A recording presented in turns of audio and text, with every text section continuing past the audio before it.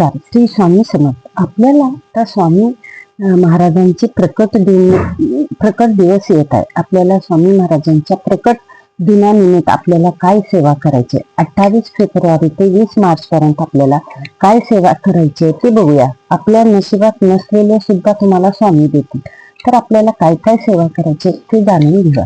स्वामी महाराजांचे प्रकट दिन येत आहे. आपल्या काही सेवा करायच्या आहेत. स्वामी महाराजांची सेवा करायची. स्वामी महाराज हे श्री दत्त महाराजांचे अवतार सुद्धा आहेत. असे म्हणून आपल्याला सेवा करायची आहे.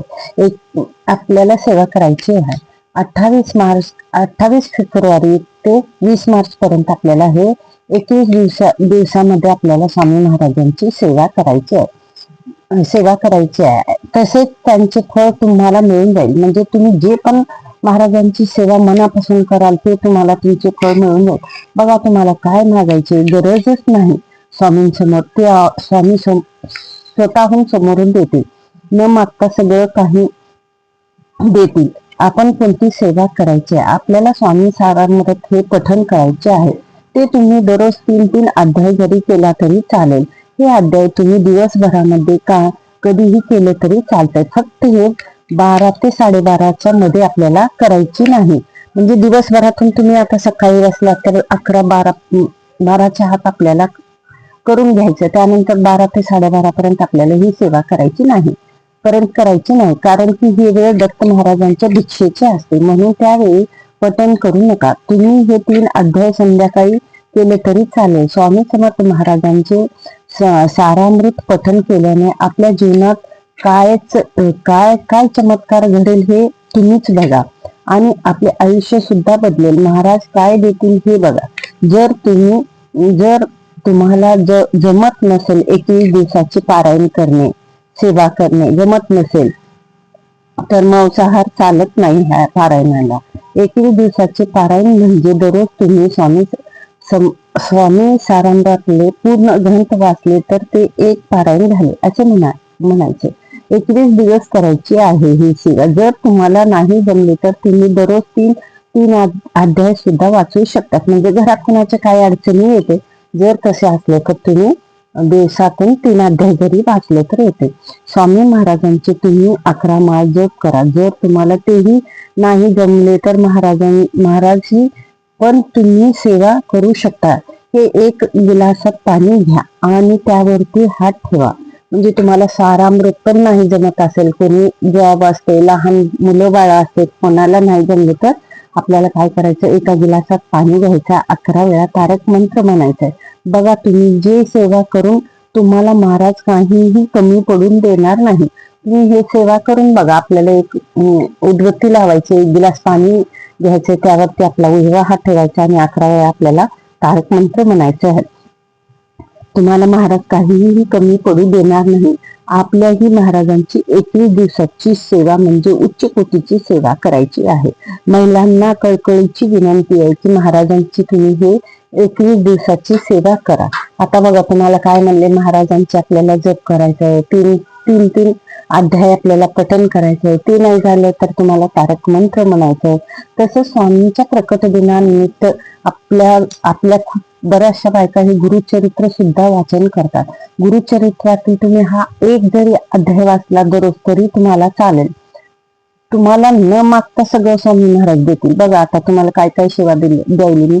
गुरुचरित्रातील 1 अध्याय, स्वामी सारामृतचे 3 अध्याय पठण करायचे आणि आपल्याला 11 माळी महाराजांचे जप करायचे किंवा तारक मंत्र 11 वेळा म्हणायचे. अशी आपल्याला 4 सेवा करायचे. तुम्हाला त्यातलं कोणतंही एक सेवा जमलं तरी तुम्ही करू शकता. तसंच तुम्हाला गुरुचरित्रातील हा 1 अध्याय दररोज वाचायचा. श्री स्वामी समर्थांचा हे श्री स्वामी समर्थ दत्त अवतारांचा 3रा अवतार आहे. भक्तांनी त्यांना ज्या स्वरूपात त्यांना पाहिले त्या स्वरूपात त्यांचे दर्शन दिले. कुणाला विठू माऊलीच्या रूपात दर्शन दिले तर कुणाला भगवान विष्णूच्या रूपात दर्शन दिले. श्री दत्त गुरूंना किंवा स्वामी समर्थ महाराजांना बळ मिळते. आपल्या जीवनात धाडशाचे नकारात्मकता गोष्टीतून सकारात्मकतेची एक किरण दिसते. सगळे मार्ग बंद झाले तरी मार्ग दाखवायला आपल्याला गरजच आहे. आपल्याला जे पण सगळे मार्ग बंद झाले तरी मार्ग दाखवायला आपल्याला मार्ग भेटण्याची आपल्याला गरज आहे. आपल्या गुरुची पाठ व आपल्या गुरुची हात आपल्यावर आपल्या डोक्यावरती आहे. तर सर्व गोष्टी शक्य ही अशक्य होतील. गुरुचरित्रामध्ये ग्रंथामध्ये खूप ताकद आहे. ही तुमच्या समस्यावर ही सेवा करू शकता. प्रत्येकाला असे वाटते की गुरुचरित्र पारायण करावे वाटते, पण गुरुचरित्राचे नियम बघून आपण पारायण करत नाही किंवा घरामध्ये काही अडचणी असतात म्हणून आपल्याला हे पारायण करता येत नाही. आपल्याला माहित आहे की आपण जर हे पारायण केला तर कशाची कमतरता भासत नाही. गुरुचरित्र पारायण करणारे व्यक्ती खूप भाग्यवान असतो. म्हणजे जे पण गुरुचरित्र पारायण करतो बघा, ती व्यक्ती खूप भाग्यवान असतो. जर आपल्याला गुरुचरित्र पारायण करणे शक्य नसेल, बघा तुम्ही जितकी आता ही 21 दिवसाची महाराजांची सेवा कराल तेवढं तुमचा उद्धार होईल. म्हणते ना, तुम्हाला काही मागायची गरज, तुमच्या घरात कशाचीच अडचण येणार नाही, घरात नकारात्मकता येणार नाही, पॉझिटिव्ह दिसेल तुम्हाला. फक्त तुम्ही महाराजांचे इतकं जरी सेवा केली तरी